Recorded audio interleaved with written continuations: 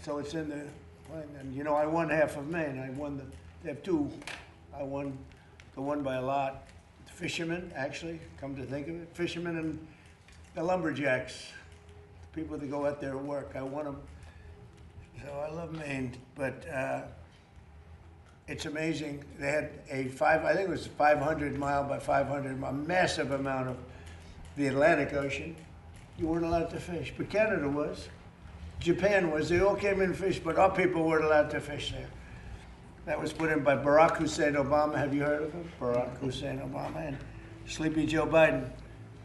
And it's a shame. I mean, a shame. But I did it a little while ago and opened it up to them. Twice I've done it now, Peter, right? Sure. Peter Navarro, the great Peter Navarro. And I did it twice. I did it then, and then they had a rigged election, and I wasn't here.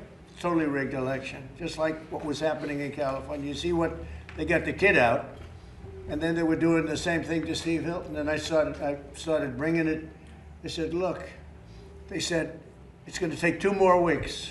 It was a week, and it was heading south. And I started saying it's a rigged election. And then they said it was going to take 2 weeks, 1 week, 2 weeks. And all of a sudden he was approved. You know why? Because the heat was on. He couldn't get away with it. If I didn't do it, I guarantee he wouldn't be the nominee. It's a rigged election. Our country, and we have to get, by the way, the Save America Act has to get passed by the Senate. House has passed it 3 times. But with today's action, we're officially reopening nearly 500,000 square miles, wow, of water around northwestern Hawaiian Islands, northern Mariana Islands, and American Samoa. I mean, we'll ask you in a second, but why the hell did they close it? Why? Not enough fish, or what's going on? They closed it. Peter, do you have any reasons why they closed it? Barack Hussein Obama, environmental activists, tried to shut it down.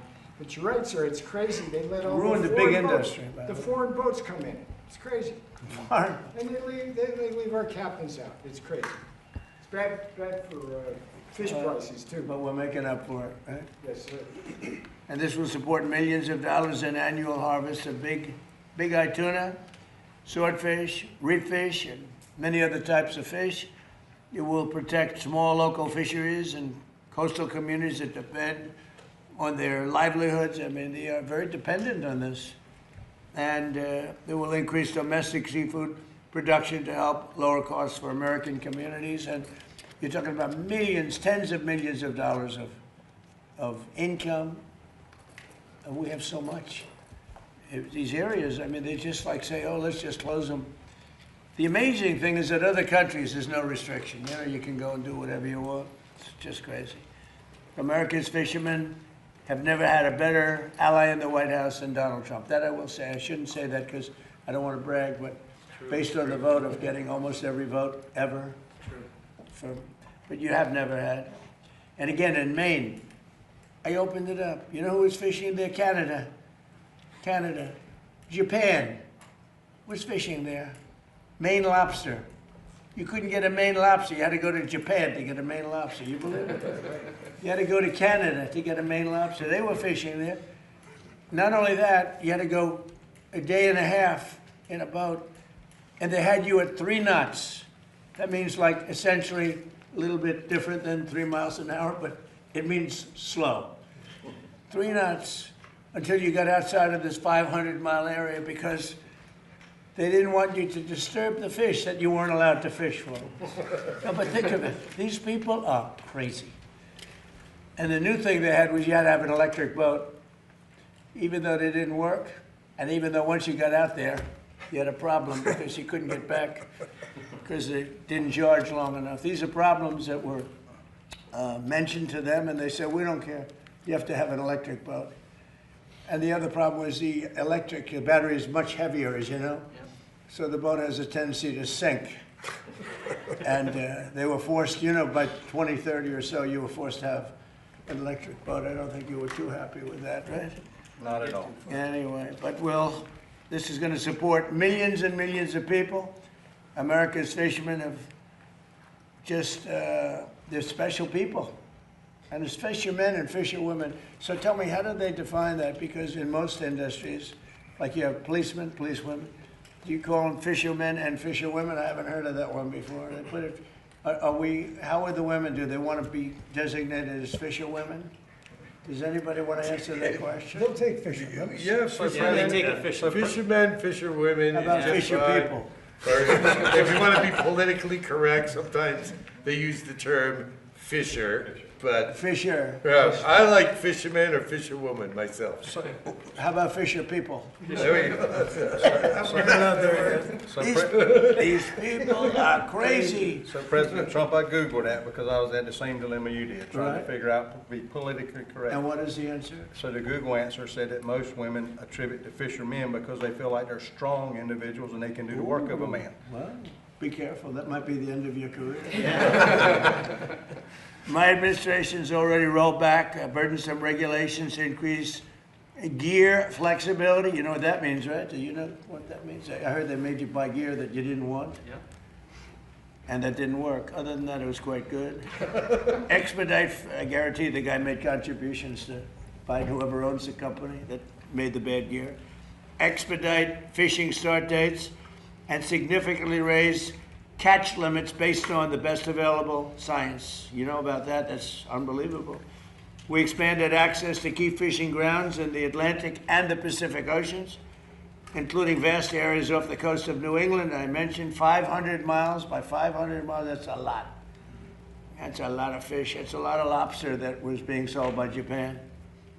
I will tell you, foreign countries are very happy because they ended up taking over the Maine lobster business. Maine lobster business live from Japan, right? But we gave it back to them.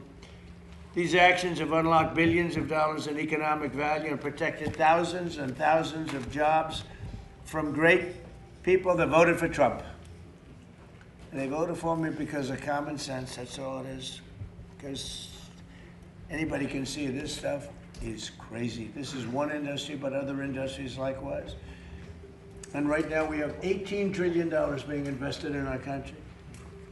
And under the last administration it was less than one. And this is 18 trillion, by the way, in less than a year. It was 4 years less than one. Right, Howard? That's correct. By restoring fishing access to these waters in the Western Pacific, we're reclaiming our maritime heritage, empowering American fishermen, and putting American consumers first with lower prices. You're gonna have more fish, lower prices. So now let's hear from first Secretary Lutnick and then Secretary Berger, followed by Governor Dunleavy and Frank Duelstich and Captain Sig Hansen. And then we'll take some questions and maybe you want to hear a little bit about some other subjects. But to me, it's really important. I'm going to sign this now so that we get it done. No auto pen? I don't want an auto pen. Can you believe 94% signed by an auto pen? Can you believe that? I think it's higher than 94%. The only one that was definitely signed by him that we know of, you know what it was? It was his son. It was his son. His son, that was the only one. You could tell, you know why? Because his signature was horrible. She's a real beauty, that one. Okay.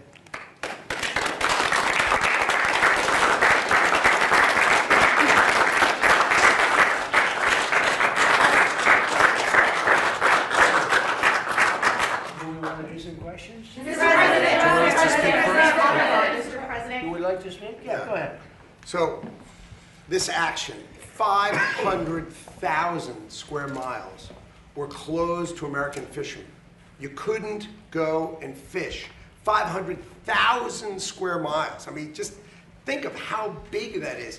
And if you had an American flag, you weren't allowed there. But of course, everybody else went. So they went in our waters. These are our waters. Right? And so what did that result in? That resulted in us, instead of having seafood exports, because we have great fishing opportunity, we were an importer. We became an importer of seafood. How crazy is that? So the president is finally changing that. This is a massive win for our fishermen, massive win for our waterfront communities who process it, all these processors. And in the end, we are going to eat fish caught by us. What a shock! Eating fish caught by us in our waters. So this is just common sense, smart. We already have the best conservation rules in the world, and this was one on top of another on top of another. So thank God from the fisherman's perspective, and I get these calls all the time, that President Donald Trump is in this office because he's finally letting our great fishermen and fisherwomen get out there and catch fish and stop importing fish. Let's eat fish caught by Americans. Thank Doug. you. Thank you. Echoing that, with President Trump's leadership, this is another promise made, promise kept by President Trump, that he was going to roll back these job-killing, community-killing, industry-killing jobs. He's done that last year with executive orders, doing it today with his proclamation. So I want to say thank you to President Trump. I want to say thank you to my great friend, Secretary Lutnick in Commerce. We have dual responsibilities across Commerce and Interior related to fish. And of course, with our partners in the Pacific, because American Samoa, Guam, the Commonwealth of Northern Marianas Islands, we've got the Congresswoman here from Northern Marianas Islands. These are all American citizens. As Howard said, this is U.S. territorial waters, and they were closed to us and open to others. And that makes no sense. We've reversed that around, and so again, as you see around us, the jobs that are created in this industry are often second, third, fourth, and fifth generation family businesses. And these folks not only risk their lives, they risk their own personal capital to help feed America. They're the farmers of the sea. Just like President Trump's behind our farmers and ranchers, he's behind our fishermen. He's making sure that America is great. This brings back healthy food for our schools, our military, all the things that we're working on with Secretary Kennedy and with Pete Hegseth. So this is a win-win-win across the board. Again, thank you, President Trump. Thank you, Howard. Great day for America. Thank you very much. Mr. President, this is another example of America First, to be honest with you. Alaska provides 60% of the country's seafood. We're the state with halibut, salmon, king crab, you name it, comes from Alaska. Fishing in Alaska is one of the oldest industries in that entire state, employs thousands of individuals. Everyone has had fish from Alaska, we know that. But this is an example, again, of putting America first, workers first, and really this country first. And so on behalf of Alaska, on behalf of all fishermen and women, I want to thank you for what you're doing for this country and for the state of Alaska as well. Governor, was this shut down? I mean, it's just so hard to believe. So this was trauma for your industry, which is a big industry. Well, your deregulation is what really helps Alaska. It helps the fishermen. The country doesn't need more regulation. We need less regulation. And that includes for this industry as well. And so from that perspective, and it's across the board. We could talk about oil and gas and so forth, but this is about fish. But your deregulation approach is really what we need. We don't need more costs, and as you said, we probably don't need electric boats either. We need to focus on getting seafood to Americans, putting people to work, and this is exactly what this does. So I just want to thank you. Thanks, Governor. Absolutely. Thanks. Good job. Mr. We President. got to hear from a couple fishermen. Mr. President, Please. I'm third generation. These two are some of our kids, as well as fourth. Pacific Seafood immigrated, my grandfather immigrated into this country and started his first fish market in 1941. From there, we now are one of the largest family vertically integrated seafood companies in North America. It was an American dream. And I'm honored to have been Where are you from? Portland, Oregon, and now Arizona. Liberal. Oh, It's not a liberal. trust me. There's probably more people than you think as Republicans, conservatives. If we could count the Yeah, votes, if that's you another can count issue. the votes properly, yeah. Go ahead.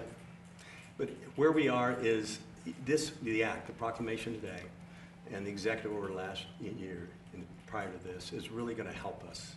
We have 3,000 families that work with us and 715 fishing families, lower 48 in Oregon, Washington, California, and Alaska, that depend on what we catch, what we process, and what we grow and sell is the healthiest protein on the planet. And you're giving us access to these family wage jobs in these coastal communities where we're usually the #1 or #2 employer in those cities and counties and coastal communities we are in. So I just wanted to say thank you on behalf of that 3,000 employees and 715 fishermen. Thank you, Mr. President. Secretaries, thank you, and everybody that supports this industry. So did you ever see this happening when they destroyed your whole life and your family and your business, everything else? Did you ever think that somebody would come along and Save it. I'm gonna just be really clear, there's never been a president to do this. Thank you. Very nice. It's very nice.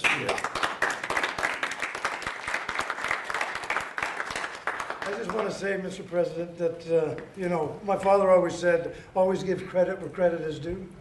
And I'm here representing the working man, the fisherman. I am one myself, as you know. And, you know, I spent a couple of months with you on The Apprentice, and I saw your work ethic there. And I got to tell you, you know, I understand that I can't fathom how you can do all this and how you can get the time to do what you do and representing us and helping the fishermen the way you have done. It's just, it's mind-boggling to me, because I know you got your hands full, but putting us on that pedestal and backing up our industry the way you have, it's just phenomenal. And I gotta say, I've been fishing since I was 12 years old. I've never been fired in my life until I spent a couple of months with this man. And, and it was very humbling, to say the least. You did a great job. And I tell you what, you know, when I think about it, I was a better captain after that because I was very nice to my crew. I was very humbled when I was fired. And anyway, I just want to say, as for you, this is a crew member's cap. You can take that. And you're one of us now. Thank you. Very much. Thank you. You've done more for this nation in the fishing space. We're farmers of the sea. We produce this great healthy protein. I'm from North Carolina, but we support you 100%. You've done more for this nation in the seafood space than any president before you in my lifetime. Thank you, sir. Yeah, I'm Eric from Hawaii. United States fisheries are the best managed in the world, and this action is really about balancing, you know, the interests in U.S. exclusive economic zone. You can have both ocean protection under our laws as well as sustainable fishing, and that's what this is about. And I think, Mr. President, you are the only president that has really stepped up in terms of supporting fishermen like you're doing. No other president we've seen, the administrations that's helping us. And there's a lot more work to do because there's a tremendous seafood deficit in trade. Imports are undercutting us left and right. But seafood is healthy. They're taking it right out of your water. Yeah, and seafood is a healthy food. They're taking it from your water and selling it into the United States. That's right. The whole thing is just crazy. So really appreciate it. Thank you very much. I appreciate it. Yeah, please. First of all, thank you, Mr. President, to you and your family for the sacrifice and the commitment to the country. Thank you. I'm in the sea scallop business. I don't know who likes sea scallops, but New Bedford, Massachusetts is a port that is recognized as the highest grossing revenue port in the United States. I don't know who knows where New Bedford is, but sea scallops, there's roughly 300 vessels, or 300 full-time vessels. They range from 85 feet to 100 feet. Sig's wife came from New Bedford. And you talked earlier about some examples of stupidity or whatever. We have vessels that can cost anywhere between $3 to $5 million, and those vessels only work for 35 days a year. They sit at the rest of the time at the dock. So we need certain things that could help us, and I know that this, because of your executive order, and it's a game changer. That order is a game changer for us. And one more example, there's an area that, you know, like Frank mentioned on the Pacific side, but there's an area off Georges Bank that's 248 square miles.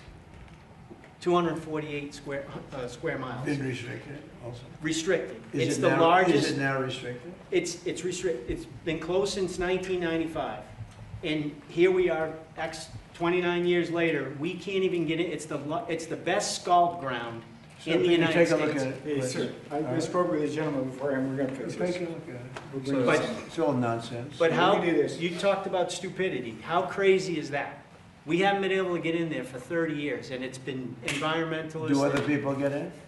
There's lobster guys in there, there's From some other codfish. countries? Yeah, they cut it, well, mostly the United States, but it's the best scallop ground that we have in the United States. How do in that they get area. in if it's restricted? Well, they can get in, we can't. They won't allow scallop fishing in there. Oh, I see.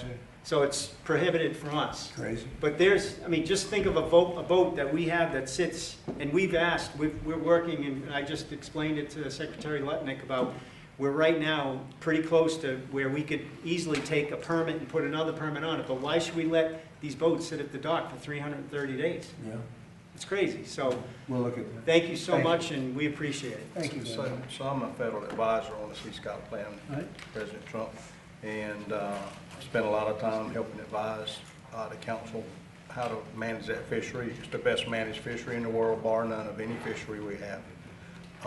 But it's ludicrous to allow those scallops, they live about 8 to 10 years, and we've already gone through 3 different cycles of those scallops maturing and dying that we're not harvesting.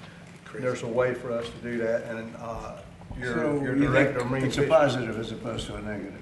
it needs to be And open. they die, they just die. They're dying, just die. and they've gone Nobody- through They 3 die of- generations. So a scallop will die of old age. It'll die of old age. But it needs to be. How do they that's taste right. when they're dead? And Not you- very good. Not very good, Not good? not good. And you talked about the maha, I mean, it's one of the best, Frank said his fish, the scallops are one of the best proteins. Yeah. There you Don't go. They are. go to the other planet It's a also. wrestle. All right. Oh, That's we can good. come to UFC. I like that. Thank you. Anybody else? You guys okay? Another thing Thanks, too, everybody. the price of crab has tripled for us, so we're not getting that competition from other countries, which is from Explain that, go ahead. Russian product, for example. So tariffs. And, Not coming in the country. our price just skyrocketed. And it sells, people buy it, it's all US. Do and you that's want to your- have product coming in from us? So in other words, at the dock, we received triple the amount of what we've seen in the past. So the demand is there and people buy it. Yeah. So, Okay. President yeah. Trump, we have a fisherwoman that would like to. Yeah, sure. Hi, Mr. President. My husband Sterling here. How are you? I'm doing well. He's an Alaska Bering Sea crab fisherman, and I'm a farmer's daughter from Iowa. Good, good. And I just Good wanted to- combination. It is, harvesters, we're both harvesters. I just wanted to say thank you for your leadership and representing not only fishing families, but the farmers too, to help make American agriculture, and not only that, but Alaskan seafood the best Very in the good. world. Thank you very much. Thank you so Great much. couple. Thank Thank you. you. It's a good combination. I like that, right? Yes. Thank you. Mr. President, thank you, sir. This is a question that will directly impact the fishing industry. Fishermen cheered and support you in your fight to stop offshore wind turbines because experts say that they destroy the commercial fishing industry, not to mention they're a national security threat, as you've highlighted. Does your administration plan to continue to fight the judge's ruling that's allowing for the continuation of the turbines Always. right by Jamaica States, right where you live, off of Yeah, the Atlantic? I know exactly. 154 of them are going to litter the sea. Will you put a stop to that, Mr. President, now that Kathy Hochul broke her deal about the And she pipeline? did break her deal. Doug, would you want to answer that question? Because I am for it. She broke her deal by stopping a pipeline. She wanted to stop a pipeline, which was so good for New England and so good for Connecticut. And she broke her deal. What do you want to do on that, Doug? Well, I think I want to say, first of all, absolutely positively, the construction of these wind towers have an effect on fisheries. We've had multiple roundtables between NOAA, which is part of Commerce, and Interior, which manages all of the offshore leasing. So plenty of evidence that destroys fishery. Number two is marine mammals, which Howard has in NOAA. It's affected, we've had more whales wash up on shore during the construction of these offshore things. So it's not great for marine life, not great for fisheries. We also have the report from Secretary Pete Hegseth, which conclusively, this is a national security threat. And we should understand, this was thrown out by the Democrats and said, no, it's not, it can't be a national security, they're just making it up. Other countries, including Sweden, have canceled offshore wind projects because of national security issues, and all you have to do is pay attention to the way the wars are being fought today. It's autonomous on autonomous, a lot of it low altitude. These wind towers that President Trump has worked to try to stop, the towers themselves can be 600 feet. The blades are 250 on top of that. You could launch an attack on the U.S. in the Northeast, in our most populous area, with a bunch of autonomous drones coming through a wind tower field, which cover thousands, if not tens of thousands of miles. That level of attack would be undetectable until it came through, because the radar interference. And then we know that there's autonomous undersea activity going on now. That's happening in the Gulf with advances in technology on all sides. The sonar, the vibration of running the wind towers affects the undersea sonar. So it's a huge national security threat, bad for marine mammals, bad for fish. President Trump is going to keep fighting for what's right for this country. Could you stop the blades right now? They're coming over from Asia right now. They're sending the blades to start installing them. So it's sort of Yeah, pending. well, and then on top of that, it's the most expensive electricity, it's weather dependent, it's intermittent, and it's foreign sourced, as you say. Terrible, So- and they do affect fishing, and it's very bad, and everybody's against it. Yeah, please. Mr. President, on Iran, Go ahead. Mr. President, on Iran, how confident are you that there will be a signing this weekend? Because you have come close to sealing a deal, but at the last minute it has fallen apart. And It'll be soon, maybe this weekend. has the Supreme Leader approved this deal, sir? I understand the answer is yes. And when this deal is signed, is the United States going to immediately lift the blockade? Yes, that's true. That's part of the deal. And just And one. you'll have oil prices dropping like a rock. And sir, have you actually secured an agreement on the discussions about the nuclear material and the nuclear negotiations? Yes, Has Iran? conceptually on that, and nobody's getting close to it because it's buried under a mountain, basically. There's B-2 bombers that did But has Iran committed to not pursuing a nuclear weapon, or will there be more negotiations on that down the They will line? not have a nuclear weapon. They've agreed to that. There will be no, which is the whole reason, which is a big part of the reason. Is that maybe going the to be in your biggest. agreement, sir? They will not only not have, they will not purchase, develop in any way, any shape, in any way, shape, or form a nuclear weapon. They will not have a nuclear weapon. Mr. President, just to follow up on that, you have said before that Iran and the United States were close to a deal. It has not happened yet. Why are you so convinced that this time is different? Because they've taken a pounding. They've taken a pounding like very few people could take, and they want to make the deal a lot more than I do. And we could have had it done the other way, I guess, but it would have taken longer. They got hit very hard recently, as you know, and I don't like to have to do things that way, but I felt it was necessary. It's a great deal for the United States and for the Middle East, and I think ultimately great for Iran because they'll be able to build up their country and their country. I really believe it's a regime change because I find these people to be much more rational than the people that are no longer with us. We knocked out the first team of leadership, the second team of leadership. This is a different group, this is a different level, and I think it's frankly a smarter level, and it's a level that has reason. And they've all approved the deal. Everybody's approved the deal. Now we'll get it finished up, and hopefully that'll be done. We will not have Iran having a nuclear weapon, which is very important to these people behind me. We can talk about fishing. There won't be anybody to fish. The fish will still be around, I guess. They're probably going to be affected too. We're not going to let it happen. So Iran will essentially, most important paragraph to me, Iran will in no way, shape, or form have a nuclear weapon or purchase a nuclear weapon. But is this just a concept of that agreement when it comes to nuclear? You said this was just a concept of that agreement. So is this just essentially setting the stage for deeper talks on nuclear? It's a very strong memorandum of understanding. That is a little conceptual, but it's something that's going to get done. And if it doesn't get done for any reason, which I can't imagine that not happening, they want to sign it as much as I do or more. I would say they want to sign it more, maybe a lot more, but it's a very detailed memorandum of understanding, also agreed to by many other countries that have great influence over them, and everybody wants it done. So it's going to get done. The President suggested yesterday that Iran may be tapping along the U.S. Those were the words that you used. What makes you believe that they are sincere this time in wanting to pursue diplomacy? It's the level of enthusiasm for getting it done. And we were hitting them very hard for the last 3 days. We're going to hit them even harder tonight. They knew that. We told them exactly what we were going to do. We explained it exactly because they had no Navy, they had no Air Force, they had no any weapons of detection, they had nothing. And so we could tell them exactly what there wasn't a thing they could have done about it. And we won this war militarily very early on. The only thing we didn't win was the fake news was, you know, no matter if they could have raised the white flag of surrender and the fake news would say, oh, they did wonderfully. They didn't do wonderfully. But you know what? They've got a chance to build a country. Their country is largely demolished. Again, their Navy is gone, their Air Force is gone, their anti-aircraft is gone. Everything's gone. Their leadership is gone many times over. Even many people from this leadership is gone. But we found them to be rational, and they're going to make a deal. You know? Mr. President. And I'll tell you what, it's a great deal. You know why it's a great deal?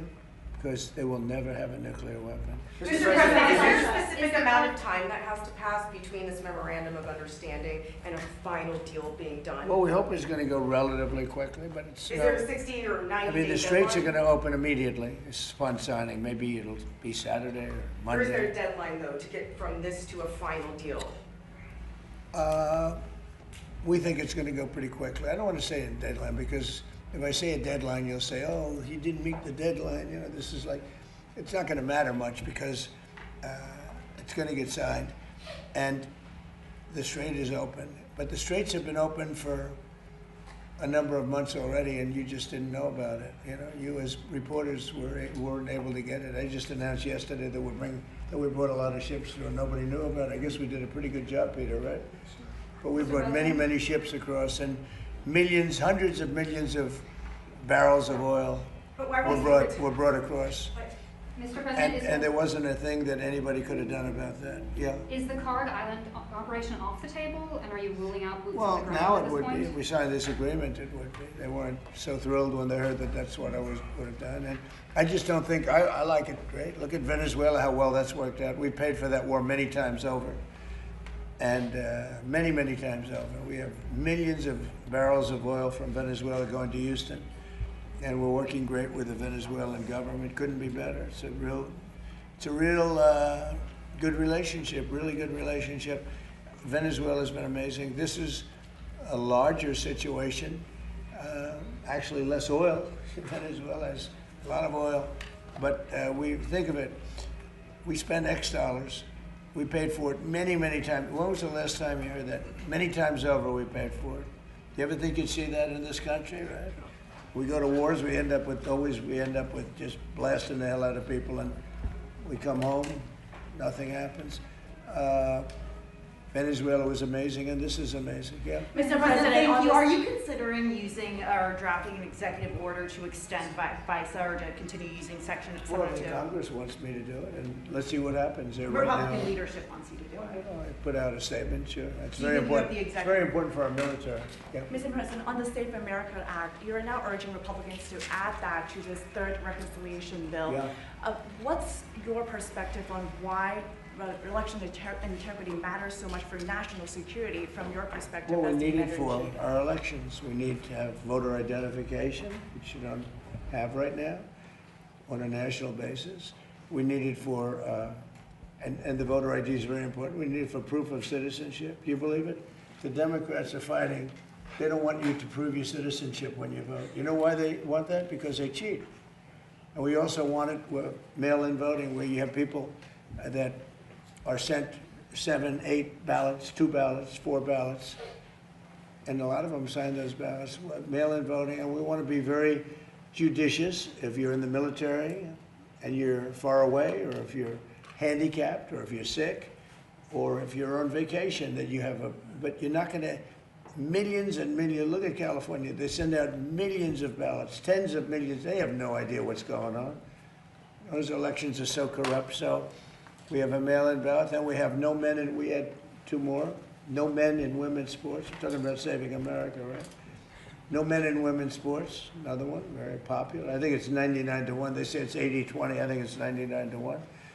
And we have no mutilization of your children for transgender purposes. So it's the transgender mutilization of your children. Does that sound good with you guys, generally speaking? You're not into transgender mutilization of Not your at all, child? not at all, sir. Where your child leaves your house and they take your child from you. In some cases, think of it, in 6 states, they take the child and do what they want to do. What they do is I don't even want to talk about it. But we add that, no transgender mutilization of your children. On DNI, Mr. President, do you intend to have Bill Pulte continue to serve as the acting director of national intelligence? And do you think it's unreasonable that some Republicans have concerns that he has no intelligence experience, even if he's serving in this acting role? But he's intelligent, unlike a lot of other people. But do you think that's a fair, no intelligence? He's only there for a little while. He's running it for a short while while we get a very talented person, Jay Clayton, in. As you know, Jay Clayton's an incredible talent, head of Sullivan and Cromwell. He was head of the SEC. He was now Southern District. I mean, nobody has better credentials. Do you But want Clayton to shrink Bill will the run it DNI, for sure. sir? Well, he's done a fantastic job at Fannie Mae, Freddie Mac. Created tremendous, it's probably worth $1 trillion now, trillion. He's done a great job. He's a smart guy. Mr. President, today's another example of you bringing these everyday Americans into the White House and listening to them. Yeah. How important is it for you to listen to everyday Americans when Very it comes to important. policy making on a daily These basis? people built the country, not the complainers. The complainers didn't build the country. These people built the country, whether it's fishermen or farmers or anything else. Me, guys like me, they built the country. You know, I watch all these ingrates, they're always complaining. They didn't build anything. They couldn't build anything. Look at what's happened in Minnesota. Somalia, all these people came in from Somalia. They ripped off our system. You have the woman who married her brother. She came in and married her brother. Isn't that wonderful? And then she talks about the Constitution of the United States. She comes from Somalia. They don't have constitutions in Somalia. They don't have police. They don't have it. All they have is people that run around shooting each other. And then she comes and tells us how to run our country. I don't like it. These people don't like it. I can tell you. I think I can speak for you. Yeah. She comes in, Ilhan Omar. She comes in. She tells us how to run the United States of America. And she comes from a place without anything, probably among the worst countries in the world. And she says, the Constitution of the United States protects me. She shouldn't be protected. She honestly, she should be thrown out of the country. She's corrupt. And most of the people that came in are corrupt, and the whole voting system is corrupt in Minnesota. I won Minnesota 3 times, easily. I won almost every county, but they didn't give it to me. It's a corrupt system, very corrupt state. The governor is terrible. The attorney general is terrible. They're all very corrupt people. Yeah. Sir, on the defense supplemental, do you think there's enough support from Republicans in I Congress to hope so. pass it? I mean, any Republican that voted against it would be. McConnell and Collins say they don't think Well, it's gonna McConnell's an angry man. He, got thrown out of his position. He's an angry guy. He should be very thankful to me, because if I didn't win, he wouldn't have gotten to appoint. I appointed the judges. He didn't. He gets credit for appointing judges. He didn't appoint anybody. I did. You know how I did? I won the election. And then I picked judges. And the judges ended up getting approved. And they said, oh, didn't he do a good job? He didn't do a good job. What the hell did he do? I won the election. He's an angry man who's very disloyal to John Thune. John Thune's a good man. He was a loyal worker for Mitch McConnell. He worked for Mitch McConnell. He worked very hard. He was very loyal to him. I disagreed with him a lot because Mitch McConnell gave so much money to Democrats. He gave them money. I had to go get the wall money from the military. I just took it out of the military because that guy wouldn't do anything. He gave it. No, Mitch McConnell's a bad guy, and I thought he was lousy at his job, But when they give him the only thing they give him a lot of credit for judges, but I'm the one that got the judges. You know why? I won the election. If I didn't win the election, he wouldn't have had any judges. So.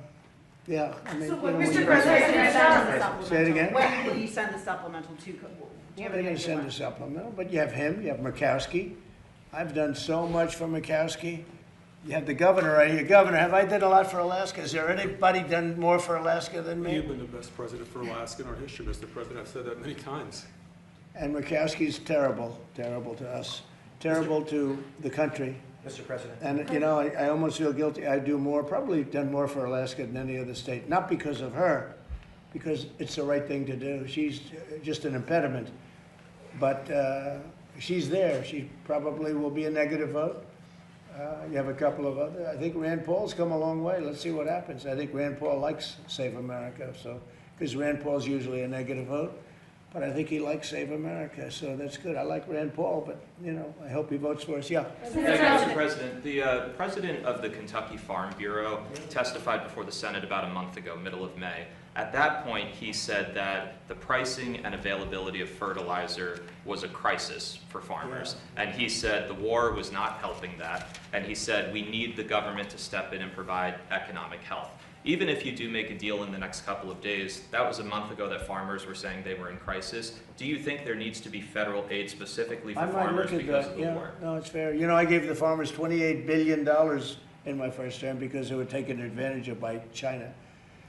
And I charged China for it. I put tariffs on, and China paid us hundreds of billions of dollars. And I took $28 billion out of the tariffs from China and other countries that treated our farmers very badly. I gave them 28 billion, and I'm looking at that actually. What would The it look war like? is the primary impediment, which is now going to come down from Ukraine. You know, a lot of it comes out of Ukraine and other things, but other places. But no, the farmers have a problem with fertilizer, but that's all coming down now, and your fuel is going to be, I think it's going to be lower than it was 4 or 5 months ago. 4 or 5 months ago, we were doing unbelievable. But remember this, if you look at Biden, his oil prices, without saving our country, saving the world, by going out and saying to Iran, you cannot have a nuclear weapon. If I ask these people about Iran having a nuclear weapon and they're going to have to go through some pain, I mean, I don't think, I hate to really do it because it's a little dangerous. Every one of these people are going to say, you cannot let Iran have a nuclear weapon because they'd use it. You want to see turmoil? You want to see death and destruction? Let Iran have a nuclear weapon. So, but I am looking at doing a form of help because of fertilizer. But fertilizer is going to come way down as soon as this is over. And then a political question, if I can. Next week, there's a big runoff race in Georgia for U.S. Senate. You notably endorsed a candidate for governor there. You haven't endorsed for U.S. Senate between the two Republicans. Why not? I may do that, but you know, every time I endorse, they win. It's been a pretty amazing track record. I was 18-0 this last week. Do And you a lot of regret them are endorsing Randy insurgents. Feenstra, sir? What? Do you regret endorsing Randy Feenstra in Iowa? The man running against him was all Trump. And the only one out of hundreds of races, hundreds, I'm glad she brought it up, you know why she's got to bring it up. There's a gentleman in Georgia that I endorsed who was much less Trump than the other man that won, as you know. And had I been given the proper information, which I don't think I was, I probably would have endorsed the other person. But, or not endorsed at all, but I would have endorsed the other person. The other person was much more Trump, as you know, than Randy. Mr. President, Mr. President, here in Washington, D.C., there's a Democratic primary for mayor. One of the two leading candidates, Janice Lewis George, is running a Zoran Mandami campaign. It's focused on socialist policies. How would you feel if she emerges victorious in next Tuesday's Well, I wouldn't primary? like it, and maybe we'd take back Washington, run it on the federal basis. We won't put up with it. We're not going to lose our businesses. By the way, Washington now is a safe, beautiful place. We had 22 fountains dug that are all working. Not one of them worked for years, for 25 years, 40 years, 58 years. The pool didn't work from it was 1928 it was built. It always leaked because it was done in stone. Now it's done properly. It's not going to leak at all. But this is a beautiful place now. People are coming. Restaurants are thriving. The restaurants are all closed. Nobody wanted. Now you can't get restaurant space. You can't get into it. We have a thriving community. We got rid of the crime. We're 92% down on crime. Think of it. And we're going to be close to 100% pretty soon. You always have some whack job someplace, but we're going to be close to 100%. So Washington is thriving. Memphis is, the people came in from Memphis, 74% reduction in crime. New Orleans, think of that, 78% reduction in crime. They had the safest Mardi Gras that they've ever had. You know why? Because we sent in people that take care of crime. Chicago should do it. New York should do it. Los Angeles should do it. We'll make it safe. Thank you, press. Thank you, press. Thank you, press. Thank you, press. Thank you, press. Thank you, press. Thank you, press. Thank you, guys. You can head that way. Thank you, guys. Thank you, guys. Thank you.